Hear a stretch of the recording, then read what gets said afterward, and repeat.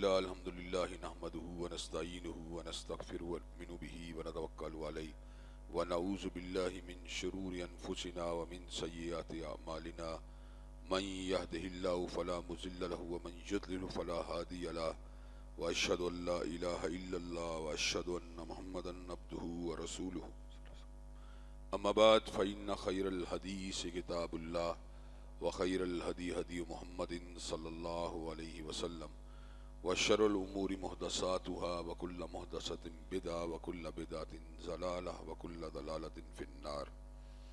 أما بعد أعوذ بالله السميع العليم من الشيطان الرجيم وقرن في بيوتكن ولا تبرجن تبرج الجاهلية الأولى وأقمنا الصلاة وآتينا الزكاة وأطيعنا الله ورسوله إنما يريد الله ليذهب عنكم الرجس أهل البيت وَيُطَهِّرَكُمْ تَطْهِيرًا. ہر قسم کی تعریفات اللہ مالک الملک کے لیے ہیں جنہوں نے جنات اور انسان کو حقیقی معنوں میں اپنی پوجا، اپنی بندگی اور اپنی عبادت کے لیے بنایا ہے.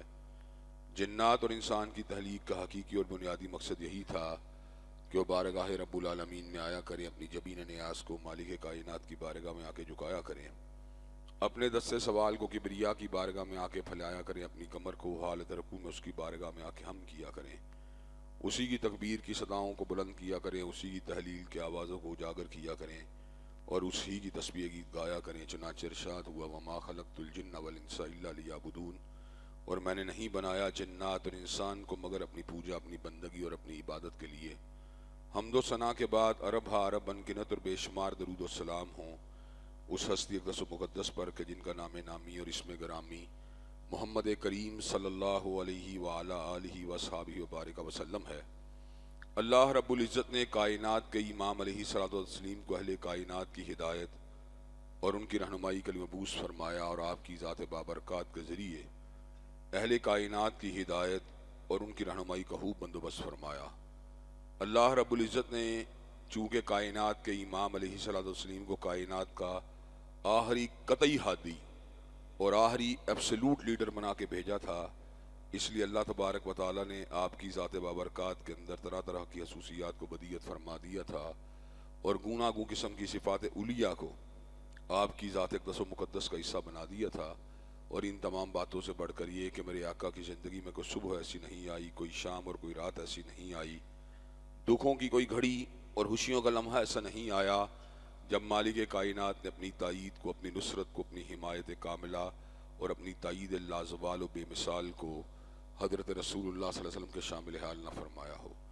اور ان تمام باتوں سے بڑھ کر یہ کہ عرش کرم نے اپنی آخری کتاب حمید کو سید العرب والعجم امام المتقین والابرار حضرت اشرف الانبیاء والمرسلین جناب خاتم النبیین محمد کریم صلی اللہ علیہ وسلم کے قلب اطہر پہ نازل فرما دیا تھا.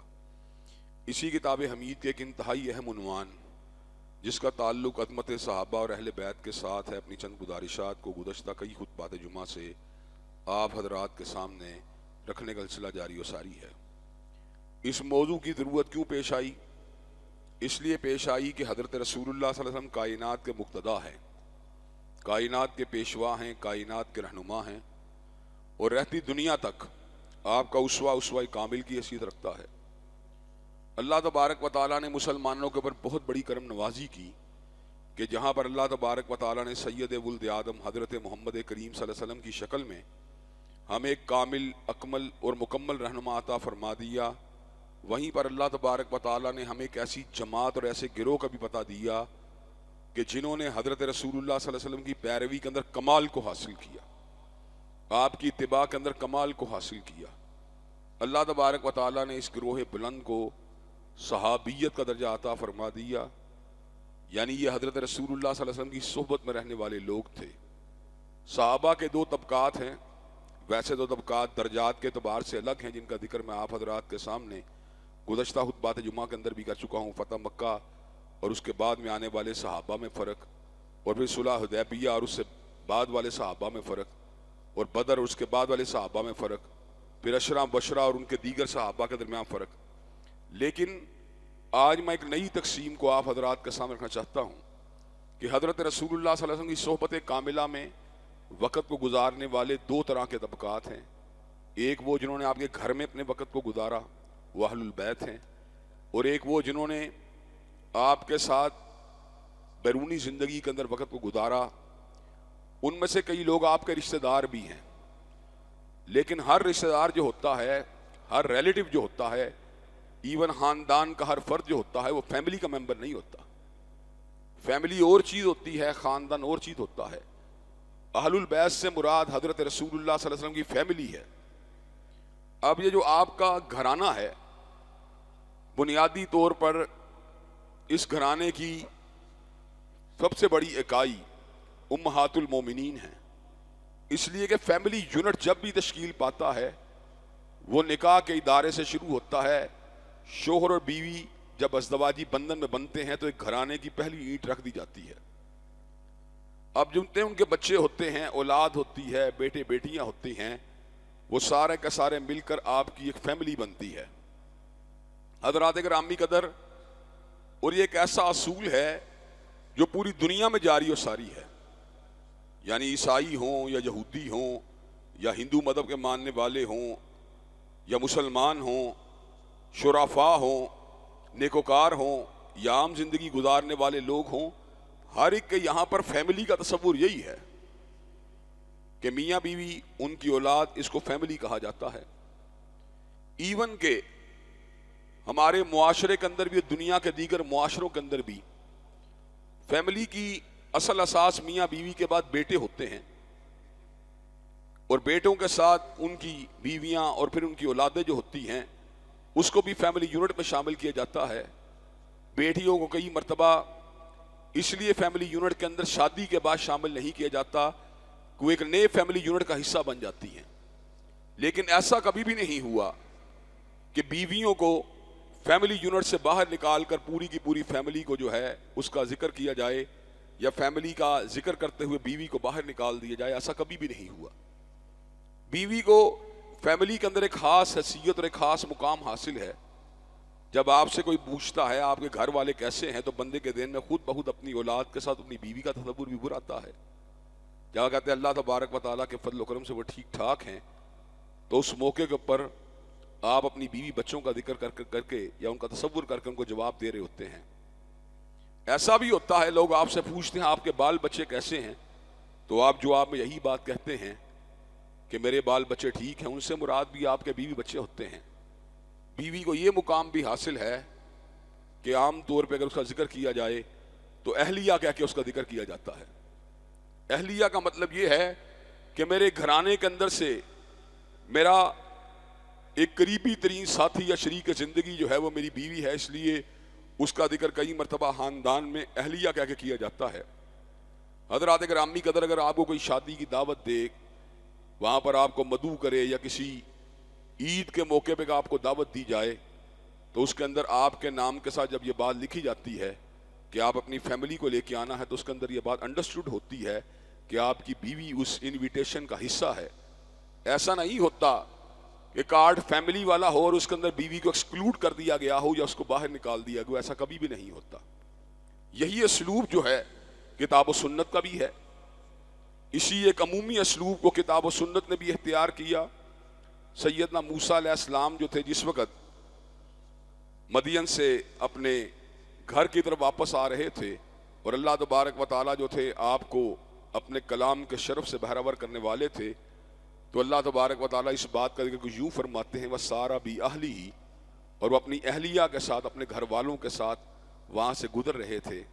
وہاں سے جو تھے اس علاقے کے اندر سے جو تھے وہ چل رہے تھے، جا رہے تھے.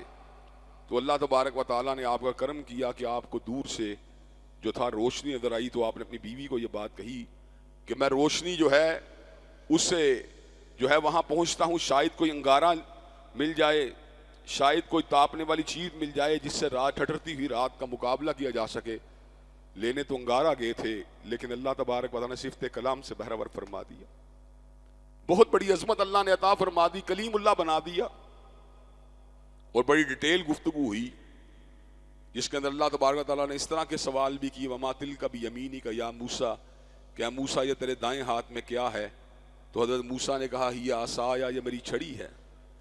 اتوکأ علیہا وأحش بہا علی غنمی ولی فیہا مآرب اخری، یہ میری چھڑی ہے، میں اس کا ٹیک بھی لگاتا ہوں، اپنی بکریوں کو ہانکتا بھی ہوں، پتوں کو اتارتا بھی ہوں، ولی فیہا معارب اخری، اور اس کے اندر سے اور کئی کام بھی لیتا ہوں۔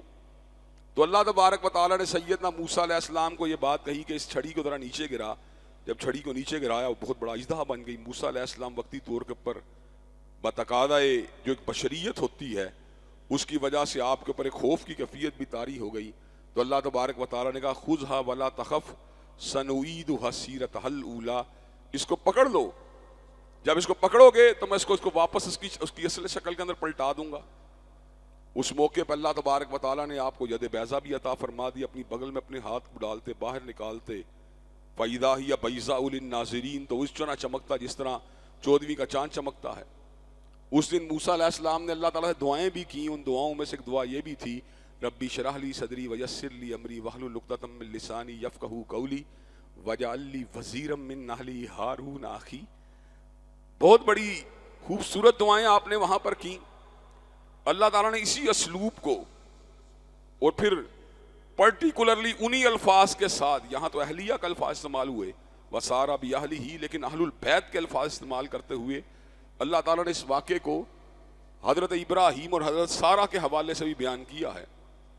حضرت ابراہیم علیہ السلام، آپ کی بیوی سارہ جو تھیں وہ بڑھیا تھیں اور حضرت ابراہیم علیہ السلام خود بھی بوڑھے تھے، تو فرشتے ان کے پاس آئے۔ تو اس موقع کے اوپر جب ایک بشارت لے کے آئے جناب اسحاق کی اور ان کے بعد پوتے یعقوب کی، تو جس وقت آپ کی بیوی نے فرشتوں کے اس طرز عمل کو دیکھا، جس طرح کئی مرتبہ گھر میں کوئی معزز اور مکرم مہمان آئے تو کئی مرتبہ گھر کے لوگ جو ہوتے ہیں وہ بھی سرگوشی سننے کی کوشش کرتے ہیں۔ ایک گھر میں بڑے بزرگ قسم کے لوگ آئے ہوئے ہیں، کوئی ان کی کام کی بات، کوئی ان کی بزرگی کی بات، کوئی ہدایت کی بات ہمارے کانوں سے بھی ٹکرا جائے۔ تو سیدہ سارہ جو تھیں وہ حضرت ابراہیم علیہ السلام تو بچڑے کو بھون کے لے گئے، لیکن فرشتوں نے جب اپنے ہاتھوں کو کھانے کے قریب نہ کیا تو سیدنا ابراہیم علیہ السلام کے اوپر ایک خوف کی کیفیت طاری ہوئی کہ یہ کیا ماجرا ہے، میرے مہمان ہونے کے باوجود کھانے کو نہیں کھا رہے۔ جب مہمان کھانا نہ کھائے تو میزبان کو کئی مرتبہ خدشات پیدا ہو جاتے ہیں، نہ جانے اس کی نیت کیا ہے۔ تو کہا لگے لا تخف، ابراہیم گھبرانے کی ضرورت نہیں، ہم تو لوط علیہ السلام جو ہیں ان کی بستی والوں کے خلاف جو ہے اللہ کے عذاب کا ایک پیغام لے کر اس کو جو ہے مسلط کرنے کے لیے آئے ہیں۔ وامرأتہ قائمۃ فضحکت وبشرناہا باسحاق ومن وراء اسحاق یعقوب، سیدہ سارہ وہاں پہ کھڑی تھیں۔ آپ اس سرگوشی کو اور اس معاملات کو سن کے آپ مسکرا دیں، تو اس مسکراہٹ کے بعد فرشتوں نے ان کو بشارت دی وبشرناہا باسحاق ومن وراء اسحاق یعقوب، کہ سارا آپ کو بشارت ہو، ساری زندگی تو اولاد نہیں ہوئی لیکن آج اللہ نے بیٹے اسحاق کی بھی بشارت دی ہے، پوتے یعقوب کی بھی بشارت دی ہے۔ تو سیدہ سارہ کے لبوں سے الفاظ نکلے، کہنے لگے یا ویلتا آلد وانا عجوز وہذا بالی شیخا ان ھذا لشیء عجیب، یہ تو بڑی عجیب بات ہے، ہائے اس عمر کے اندر میں جنوں گی اور میں تو بڑھیا ہو چکی ہوں، وہذا بالی شیخا، اور میرا ہامن بھی بوڑھا ہے، ان ھذا لشیء عجیب، یہ تو بہت ہی عجیب بات ہے۔ اب جو نکتہ ہے وہ سننے کے قابل ہے، جہاں یہ ساری کی ساری بحث کا ایک بنیاد آپ کے سامنے آ جائے گی کہ قرآن کیا کہتا ہے اور ہم کس طرح سوچتے ہیں۔ اللہ تبارک و تعالیٰ فرماتے ہیں، فرشتوں نے مخاطب ہو کے کہا التاجبین من امر اللہ رحمت اللہ وبرکاتہ علیکم اہل البیت انہ حمید مجید، کیا تو اللہ کے امر سے، اللہ کے حکم سے متعجب ہوتی ہے؟ رحمت اللہ وبرکاتہ علیکم اہل البیت، اللہ کی رحمتیں ہوں، برکتیں ہوں اور نبی کے گھر والی تیرے اوپر، انہ حمید مجید، پروردگار عالم جو ہے لائق تعریف بھی، ہر بزرگی والا بھی ہے، اس کے لیے کوئی کام مشکل نہیں۔ اس موقع پہ جب سیدہ سارہ کو فرشتوں نے مخاطب ہو کر اہل البیت کے الفاظ استعمال کیے، سیدہ سارہ کے علاوہ وہاں پہ کوئی دوسرا موجود نہیں تھا۔ التاجبین من امر اللہ رحمت اللہ وبرکاتہ علیکم اہل البیت، کہا کیا تو اللہ کے امر کے اوپر تعجب کرتی ہے؟ رحمت اللہ وبرکاتہ علیکم اہل البیت، اور نبی کے گھر والی تیرے اوپر اللہ تبارک و تعالی رحمت بھی ہو اور برکت بھی ہو۔ حضرات گرامی قدر، سیدنا موسیٰ علیہ السلام کے باب میں کیا الفاظ استعمال ہوئے؟ وَسَارَ بِأَهْلِهِ، اہلیہ کے الفاظ، گھر والی کے الفاظ، اور یہاں پر پورے کے پورے اہل البیت کے الفاظ استعمال ہوئے۔ التاجبین من امر اللہ رحمت اللہ وبرکاتہ علیکم اہل البیت، اللہ کی رحمت اور برکت ہو گھر والی تمہارے اوپر۔ تو وہ اسلوب جو فیملی کا ایک عمومی معاشرے میں چلتا ہے، اسی اسلوب کو اللہ تبارک و تعالیٰ نے قرآن مجید میں بیوی کے لیے استعمال کیا۔ معزز بیوی، مکرم بیوی گھر والی ہوتی ہے، جس کو ڈائیورس نہ ہوئی ہو وہ گھر والی ہوتی ہے، جس کو سیپریشن نہ ہوئی ہو وہ گھر والی ہوتی ہے۔ حضرات گرامی قدر، اسی اسلوب کو اللہ تبارک و تعالیٰ نے سورہ احزاب میں پھر نبی کریم صلی اللہ علیہ وسلم کی بیویوں کے لیے بھی استعمال کیا۔ کیسے استعمال کیا؟ وَقَرْنَ فِي بُيُوتِكُنَّ وَلَا تَبَرَّجْنَ تَبَرُّجَ الْجَاهِلِيَّةِ الْأُولَىٰ وَأَقِمْنَ الصَّلَاةَ وَآتِينَ الزَّكَاةَ وَأَطِعْنَ اللَّهَ وَرَسُولَهُ۔ اللہ نے کیا کہا؟ وَقَرْنَ فِي بُيُوتِكُنَّ، اور اپنے گھروں میں ٹکی رہو۔ وَلَا تَبَرَّجْنَ تَبَرُّجَ الْجَاهِلِيَّةِ الْأُولَىٰ، اور جاہلیت کی بے پردگی اور بناؤ سنگھار کا اظہار نہ کرو۔ وَأَقِمْنَ الصَّلَاةَ، اور نمازوں کو قائم کرو۔ اب یہ اعمال بتلائے جا رہے ہیں، اعمال۔ وَأَقِمْنَ الصَّلَاةَ، نمازوں کو قائم کرو۔ وَآتِينَ الزَّكَاةَ، اور زکوٰۃ کو ادا کرو۔ وَآتِينَ اللَّهَ وَرَسُولَهُ، اور اللہ اس کے رسول کی اطاعت کرو۔ پھر کیا ہوگا؟ إِنَّمَا يُرِيدُ اللَّهُ لِيُذْهِبَ عَنْكُمُ الرِّجْسَ أَهْلَ الْبَيْتِ وَيُطَهِّرَكُمْ تَطْهِيرًا، اللہ تبارک و تعالیٰ تم سے ناپاکی کو دور کر دے گا، تمہیں طاہر و مطہر کر دے گا۔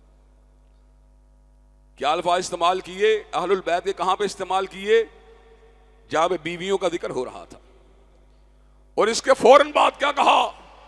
وَاذْكُرْنَا مَا يُتْلَىٰ فِي بُيُوتِكُنَّ مِنْ آيَاتِ اللَّهِ وَالْحِكْمَةِ، اور یاد رکھو اس چیز کو جس کی تلاوت کی جاتی ہے تمہارے گھروں کے اندر۔ کس کے گھروں کے اندر؟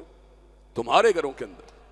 وَاذْكُرْنَا مَا يُتْلَىٰ فِي بُيُوتِكُنَّ مِنْ آيَاتِ اللَّهِ وَالْحِكْمَةِ، اور یاد رکھو اس کو جس کی تلاوت کی جاتی ہے تمہارے گھروں کے اندر۔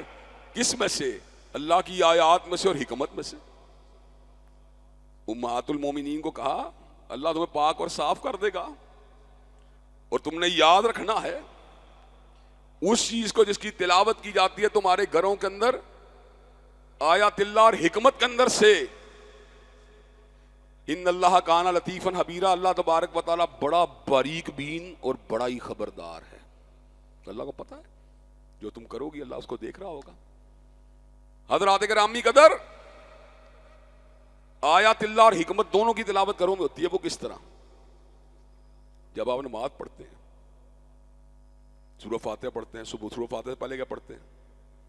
سبحانک اللہم جب پڑھتے ہیں، وہ آیات اللہ تو نہیں، وہ تو حکمت ہے۔ اللہ اکبر کہہ کے جب آپ رکوع میں جاتے ہیں سبحان ربی العظیم کہتے ہیں، یہ آیات اللہ تو نہیں، یہ تو حکمت ہے۔ سمع اللہ لمن حمدہ کہتے ہیں، ربنا ولک الحمد کہتے ہیں، حمدن کثیرن طیبن مبارکن فی کہتے ہیں، یہ آیات اللہ تو نہیں، یہ تو حکمت ہے۔ سجدے میں جاتے ہیں، سبحان ربی الاعلیٰ کہتے ہیں، سبحان ربی الاعلیٰ کہتے ہیں، یہ آیات اللہ تو نہیں، یہ تو حکمت ہے۔ نماز کے اندر پھر کھڑے ہوئے، دوسری رکعت میں پہنچے، پھر سورہ فاتحہ کو پڑھا، آیت اللہ کی تلاوت ہوئی، اس کے ساتھ کسی سورت کو ملایا، آیت اللہ کی تلاوت ہوئی، پھر رکوع میں گئے، اب جو تلاوت کی ہے وہ آیت اللہ کی تو نہیں، حکمت کی ہے۔ نماز فقط آیت اللہ کا نام نہیں بلکہ آیت اللہ اور حکمت کے کمبینیشن کا نام ہے۔ احادیث میں موجود اذکار جب آیات قرآنیہ سے ملتے ہیں تو اس سے نماز بنتی ہے۔ التحیات میں پہنچے، التحیات للہ والصلوات والطیبات، یہ آیت اللہ تو نہیں، یہ تو حکمت ہے۔ چوتھی رکعت میں پہنچے یا آخری رکعت میں پہنچے، التحیات کے بعد اللہم صلی علی محمد وعلی آل محمد کما صلیت علی ابراہیم وعلی آل ابراہیم انک حمید مجید اللہم بارک علی محمد وعلی آل محمد کما بارکت علی ابراہیم وعلی آل ابراہیم انک حمید مجید. یہ آیت اللہ تعالی، یہ تو حکمت ہے. اور پھر جب اذکار کیے جاتے ہیں نماز کے بعد یا صبح و شام کے جب اذکار ہوتے ہیں تو اذکار کا ایک حصہ آیت اللہ پہ مشتمل ہوتا ہے تو دوسرا حصہ حکمت پہ مشتمل ہوتا ہے. اللہ لا الہ الا هو الحی القیوم لا تأخذہ سنۃ ولا نوم، آیت الکرسی کی تلاوت کی جو کہ ہر نماز کے بعد ایک سنت ہے، مشروع ہے، تو یہ آیت اللہ ہے. جب ربی انی علی ذکری کا و شکری کا و حسنی عبادتی کا الفاظ کہے یہ آیت اللہ تو نہیں، یہ تو حکمت ہے. پورے دن کے اندر گھر میں جتنے بھی اذکار ہوتے ہیں ان میں کچھ تو آیت اللہ ہوتی ہیں، کچھ حکمت ہوتی ہے. اسی کا ذکر اللہ نے ان آیات مبارکہ میں فرما دیا وَذْكُرْنَا مَا يُتْلَى فِي بُيُوتِكُنَّ مِنْ آیَاتِ اللَّهِ وَالْحِکْمَةِ، اور نبی کی بیویوں میں نے تمہیں پاک اور صاف کر دیا ہے. لیکن جو آیت اللہ اور حکمت کی تلاوت گھر میں ہوتی ہے اس کو یاد رکھنا ہے. حضرات گرامی قدر، اب یہاں پہ ایک سوال پیدا ہوتا ہے کہ ہمارے بعض دوست، کیا وجہ ہے کہ سیدنا علی المرتضیٰ رضی اللہ تعالیٰ عنہ کے گھرانے کو تو اہل البیت کہتے ہیں لیکن امہات المومنین کو اہل البیت کہنے کے لیے تیار نہیں، جبکہ اللہ نے سیدنا موسیٰ علیہ السلام کی بیوی کو اہلیہ کہا، سیدہ سارہ کو اہل البیت کہا، اور اللہ نے نبی کی بیویوں کو اہل البیت کہا. تو پھر یہ بات کہاں سے آئی کہ سیدنا علی المرتضیٰ رضی اللہ تعالیٰ عنہ، حضرت فاطمہ الزہرا رضی اللہ تعالیٰ عنہ، سیدنا حسن رضی اللہ تعالیٰ عنہ اور سیدنا حسین رضی اللہ تعالیٰ عنہ یہ تو اہل البیت میں شامل ہے لیکن امہات المومنین شامل نہیں. یہ کہاں سے بات آئی؟ ہوا یوں کہ حضرت رسول اللہ صلی اللہ علیہ وسلم اللہ تبارک و تعالیٰ کے حبیب ہیں، اور وہ جو بات میں نے پہلے بھی آپ کے سامنے کہی ہے، ادیب بات کرے تو ادب بنتا ہے، حتیب بات کرے تو ہتابت بنتی ہے، داریہ نویس لکھے تو داریہ بنتا ہے، شاعر بات کرے تو شاعری بنتی ہے، نثر نگار بات کرے تو نثر بنتی ہے. ہر لفظ شریعت بنیا جدو نبی نے زبان ہلائی. یہ اعداد اگر حاصل ہوا حضرت مصطفیٰ کو حاصل ہوا صلی اللہ علیہ وسلم. حضرت رسول اللہ نے شرف میں جس کو اللہ تبارک و تعالیٰ نے امہات المومنین کے مقدر میں کر دیا تھا، اس شرف کے اندر حضرت علی اور ان کی اولاد کو بھی شامل فرما دیا. وہ بھی اہل البیت کے اندر ان کو حدیث قصہ کے ذریعے چادر میں لے کر ان کو بھی اہل البیت کہہ دیا. جب ان کو اہل البیت کہہ دیا تو حضرات گرامی قدر یہ بات ثابت ہوئی وہ بھی حضرت رسول اللہ کے فرمان مبارک کی وجہ سے اور آپ کی حدیث طیبہ کی وجہ سے اہل البیت میں شامل ہوئے. لیکن حضرات گرامی قدر یہ کہاں کا انصاف ہے؟ جو اصل اہل البیت تھے، جن کو نص کے بغیر بھی، کامن انڈرسٹینڈنگ کے ذریعے بھی، عقل اجتماعی کے ذریعے بھی اہل البیت ہونے کا شرف حاصل تھا، ان کو باہر نکال دیا جائے. حضرات گرامی قدر، سیدنا عباس کے گھرانے کو آپ نے اہل البیت میں شامل کیا، وہ شامل ہے. سیدنا علی المرتضیٰ کی اولاد کو آپ نے اہل البیت میں شامل کیا، وہ شامل ہے. لیکن حضرات گرامی قدر یہ کس طرح کی بات ہے؟ حضرت علی المرتضیٰ پاک ہیں، سیدہ فاطمہ الزہرا پاک ہیں، سیدنا حسن و حسین پاک ہیں. پاکوں کے پاک نبی پاک جو ہیں، کیا ان کے گھرانے والے جو ہیں، جو ان کی بیویاں جن کے ساتھ آپ ایک بستر کے پر آرام فرما ہوتے تھے، کیا وہ ناپاک ہو سکتی ہیں؟ حضرات گرامی قدر، نہ یہ بات کامن سینس سے مطابقت رکھتی ہے، نہ آیات قرآنیہ سے مطابقت رکھتی ہے. یہ بات کس طرح کی بات ہے کہ حضرت علی المرتضیٰ کے گھرانے کو ہم اس لیے اہل البیت مانتے ہیں اور مانتے رہیں گے، اور اہل البیت ہوں یا صحابہ کرام ہو، ہم تو ان کی حاک پاک کو اپنی آنکھوں کا سرما سمجھتے ہیں. حضرات گرامی قدر، ہم ان کے تقدس، ان کی طہارت، اس کے اوپر اپنی جانوں کو نچھاور کرتے رہیں گے. لیکن یہ بات کیوں کر ممکن ہے جس کو اللہ نے اہل البیت کہا ہو، اور جس کو قرآن مجید نے اہل البیت کہا ہو اس کے اہل بیت ہونے کا انکار کر دیا جائے، اور حضرت علی المرتضیٰ کے گھرانے کو فقط اہل البیت کا حصہ بنا کر باقیوں کو ایکسکلوڈ کر دیا جائے، اور بھی حضرت رسول اللہ صلی اللہ علیہ وسلم جن کو اہل البیت کہا وہ سارے کے سارے اس میں شامل ہیں۔ جس کو آپ کہہ دیں یہ میرے گھر کا حصہ، ہم اس کو کہیں گے وہ آپ کے گھر کا حصہ ہے۔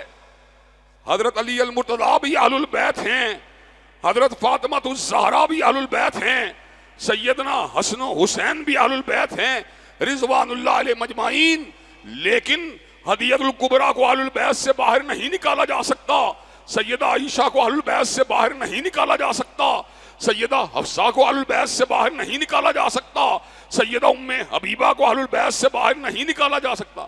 اور جن کی ڈولیاں نبی کے گھر میں اتری ہیں، جنہوں نے ساری کی ساری زندگی نبی کے ہمراہ گزاری ہے، اور جن سے زیادہ قربت کائنات میں کسی کو بھی نبی کی حاصل نہیں ہوئی، کیا ان کو اہل البیت سے باہر نکال دیا جائے؟ نبی کریم جب اپنے گھر میں جاتے تھے گھر میں کون موجود ہوتا تھا؟ حضرت عائشہ ہوتی تھی، حضرت حفصہ ہوتی تھی، ام حبیبہ ہوتی تھی، ام سلمہ ہوتی تھی۔ جب گھر سے باہر جاتے تھے گھر میں کون ہوتا تھا؟ یہی ازواج مطہرات گھر میں ہوتی تھی۔ حضرات گرامی قدر، چنانچہ جب بھی اہل البیت کا ذکر آئے، جہاں اس میں سیدنا علی المرتضیٰ رضی اللہ تعالیٰ عنہ کی اولاد آپ کی زوجہ محترمہ سیدۃ النساء اہل الجنہ سیدہ فاطمہ الزہرا شامل ہوں گی، وہیں پر اہل البیت کا جب بھی ذکر آئے گا اس کے اندر نبی کی بیویاں بھی شامل ہوں گی، سیدہ عائشہ بھی شامل ہوں گی، سیدہ ہدیۃ الکبریٰ بھی شامل ہوں گی، سیدہ حفصہ بھی شامل ہوں گی، سیدہ ام حبیبہ سیدہ ام سلمہ بھی شامل ہوں گی، جن کی زندگی بھی گھر میں گزری، جن کی موت بھی گھر کے اندر واقع ہوئی، ان کو ہم اہل البیت سے باہر نہیں نکال سکتے۔ حضرات گرامی قدر، اگر اس بات کو سمجھ لیا جائے کہ اہل البیت میں ازواج مطہرات بھی شامل ہیں، حضرت علی کی اولاد بھی شامل ہے، سیدنا سلمان الفارسی بھی شامل ہے، اور دیگر حضرت عباس کی اولاد بھی شامل ہے، تو حضرات گرامی قدر اور دیگر بھی کئی صحابہ شامل ہیں، تو حضرات گرامی قدر پھر ہمیں اس بات کو سمجھنے میں کوئی دقت پیش نہیں آتی۔ حضرات گرامی قدر، اہل البیت ان کو فضیلت ہے کہ وہ نبی کے گھر میں رہے، اور انہوں نے حضرت رسول اللہ صلی اللہ علیہ وسلم کی گھریلو زندگی کو اپنی آنکھوں سے دیکھا، اور انہوں نے اس بات کی شہادت دی، اس بات کو بیان کیا کہ حضرت رسول اللہ صلی اللہ علیہ وسلم گھر میں کیسے زندگی کو گزارا کرتے تھے۔ ان میں ازواج مطہرات اس اعتبار سے سر فہرست ہیں کہ خلوت کی زندگی پردہ ہے، اور کسی انسان کو اپنی بیوی کے ساتھ اور کسی بیوی کو اپنے مرد کے ساتھ گزارے ہوئے تعلق کو اشارتاً کنایتاً اور کسی بھی اعتبار سے بیان کرنا اس کے لیے ناجائز ہے، لیکن حضرت رسول اللہ کا معاملہ اس سے مستثنا ہے، اس لیے کہ آپ کی خلوت کی زندگی بھی شریعت ہے، آپ کی خلوت بھی حجت ہے۔ اس کا بیان کس نے کیا؟ امہات المومنین نے کیا۔ جب آپ غسل طہارت فرمایا کرتے تھے، اس غسل طہارت کو آپ کے داماد تو بیان نہیں کر سکتے، اہل البیت ہونے کے باوجود سیدنا علی تو بیان نہیں فرما سکتے، سیدہ فاطمہ الزہرا تو اس کا ذکر نہیں فرما سکتی، سیدنا حسن و حسین تو اس کا ذکر نہیں کر سکتے، اس کا ذکر کون کرے گا؟ اس کا ذکر تو آپ کی ازواج مطہرات کریں گی، اس کا ذکر تو آپ کی بیویاں کریں گی۔ آپ گھر کے اندر رات کے وقت کس طرح قیام فرمایا کرتے تھے، اس کا ذکر کون کرے گا؟ اس کا ذکر حضرت رسول اللہ کی بیویاں کریں گی۔ کہ آپ کا قیام کتنا تھا؟ حضرت عائشہ نے بتلا دیا۔ آپ رمضان ہو یا غیر رمضان ہو 11 رکعت جو تھے آپ قیام فرمایا کرتے تھے۔ سیدہ ام سلمہ کی روایات سے ہمیں اس بات کا علم ہوا کہ آپ 13 رکعت بھی قیام فرمایا کرتے تھے۔ حضرات گرامی قدر، وہ جو گھریلو معمولات ہیں جو پردے کے پیچھے ہیں امت سے لیکن ہیں حجت امت کے لیے، اللہ نے ان احکامات اور ان مشاہدات اور واقعات کو بیان کرنے کے لیے زبان مقدس اگر استعمال کروائی تو امہات المومنین کی کروائی ہے۔ یہی وجہ ہے کہ سیدہ عائشہ رضی اللہ تعالی عنہا، ان سے بیان کردہ روایات امت میں چوتھے نمبر پہ ہیں۔ سب سے بڑے راوی حدیث سیدنا ابو ہریرہ، اس کے بعد سیدنا عبداللہ ابن عمر، اس کے بعد سیدنا انس ابن مالک، اور اس کے بعد سیدہ صدیقہ کائنات سے 2000 سے زائد روایات مروی ہیں۔ وہ فقہ کا الگ چپٹر ہے، وہ حدیث کا ایک الگ باب ہے۔ سیدہ عائشہ سے بیان کردہ روایات اگر ان کو ایک طرف رکھ دیا جائے، ایمانداری سے بتلانا، ہم کتنے اندھیرے میں ہوں گے کہ حضور کی خلوت کی زندگی یا گھریلو زندگی کس طرح گزرا کرتی تھی، کتنا اندھیرا ہوگا۔ لیکن اللہ نے اندھیرا نہیں رکھنا تھا، اس لیے صحابہ کرام رضوان اللہ علیہ مجمعین کی زندگیوں کو بیرونی واقعات کے بیان کے لیے اللہ تبارک و تعالیٰ نے ان کو استعمال کیا، اور اندرونی معاملات کے بیان کے لیے اہل البیت کی گواہیوں کو اللہ تبارک و تعالیٰ نے دین کے اندر اس کا اجرا فرمایا۔ حضرات گرامی قدر، اب شیعہ اور سنی کے تصورات میں فرق کیا ہے؟ مغل اعظم ہال کے اندر ایک پروگرام ہوا تھا جس میں ریاض نجفی صاحب تشریف لائے۔ انہوں نے کہا شیعوں کا دین کا فہم جو ہے بہتر ہے، اس لیے کہ یہ باہر کی بات مانتے ہیں، ہم گھر کی بات مانتے ہیں۔ میں نے کہا کمپلیٹ پکچر تب نظر آئے گی جب گھر کی بات کو بھی مانا جائے اور باہر کی بات کو بھی مانا جائے۔ حضرات گرامی قدر، اہل السنہ کو یہ اعزاز حاصل ہے کہ اہل السنہ فقط گھر کی بات نہیں مانتے بلکہ گھر کی بھی مانتے ہیں، باہر کی بھی مانتے ہیں۔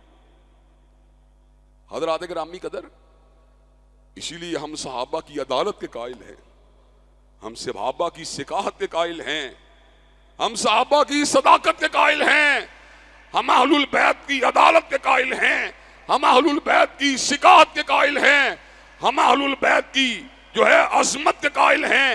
جب اہل البیت اور صحابہ دونوں ملتے ہیں اور دونوں حضرت رسول اللہ کی سیرت مطہرہ کو بیان کرتے ہیں تو پھر پوری کی پوری شریعت واضح ہو جاتی ہے، پوری شریعت کھل کے ہمارے سامنے آ جاتی ہے۔ پھر آپ خود بتلائیں، جو شریعت کو بیان کرنے والے ہیں، ہم ان میں سے کسی کے ساتھ لا تعلقی کو کیسے اختیار کر سکتے ہیں؟ ہم کسی سے دوری کو کیسے اختیار کر سکتے ہیں؟ اگر ہم حضرت عائشہ سے دوری کو اختیار کریں، نبی کی گھریلو زندگی ہم کو سمجھ میں نہیں آئے گی۔ اگر ہم ابو ہریرہ کو تان کریں تو حضرت رسول اللہ کی بیرونی زندگی کئی ہزار حدیثیں تلف ہو جائیں گی۔ اگر ابن عمر کے اوپر تان کریں تو چیزوں کو جھانچنا مشکل ہو جائے گا۔ حضرات گرامی قدر، ابو ہریرہ اٹھا، اس نے کئی ہزار حدیثوں کو روایت کر کے حضرت رسول اللہ کے اقوال و فرامین کو ہمارے سامنے رکھ دیا۔ ابن عمر اٹھا، اس نے حضرت رسول اللہ کے فرامین کو ہمارے سامنے رکھ دیا۔ ابن عباس اٹھے، انہوں نے حضرت رسول اللہ کے فرمودات عالیہ کو ہمارے سامنے رکھ دیا۔ پھر سیدہ عائشہ کی باری آئی، پھر سیدہ ام سلمہ کی باری آئی، پھر امہات المومنین کی باری آئی، پھر علی المرتضیٰ کی باری آئی، پھر حسنین کریمین کی باری آئی۔ یہ ساری کی ساری جب باتیں مکمل ہوئیں تو شریعت مکمل ہو کے ہمارے سامنے آ گئی۔ تو حضرات گرامی قدر، پھر ہمیں اہل البیت اور صحابہ کرام رضوان اللہ علیہ اجمعین دونوں کے ساتھ پیار ہونا چاہیے کہ نہیں ہونا چاہیے؟ دونوں کا احترام ہونا چاہیے کہ نہیں ہونا چاہیے؟ دونوں کے ساتھ عقیدت ہونی چاہیے کہ نہیں ہونی چاہیے؟ اللہ تبارک و تعالی ہم سب کو صحابہ کرام رضوان اللہ علیہ اجمعین اور اہل البیت کے ساتھ عقیدت، احترام، پیار، محبت اور وفاداری نبھانے کی توفیق دے۔ وآخر دعوانا الحمدللہ رب العالمین۔ الحمدللہ الحمدللہ نحمدہ ونستعینہ ونستغفرہ ونؤمن بہ ونتوکل علیہ ونعوذ باللہ من شرور انفسنا ومن سیئات اعمالنا، من یہدہ اللہ فلا مضل لہ ومن یضلل فلا ہادی لہ، واشہد ان لا الہ الا اللہ واشہد ان محمدا عبدہ ورسولہ صلی اللہ علیہ وسلم۔ اما بعد فإن خیر الحدیث کتاب اللہ وخیر الہدی ہدی محمد صلی اللہ علیہ وسلم، وشر الامور محدثاتها وکل محدثۃ بدعہ وکل بدعۃ ضلالہ وکل ضلالۃ فی النار۔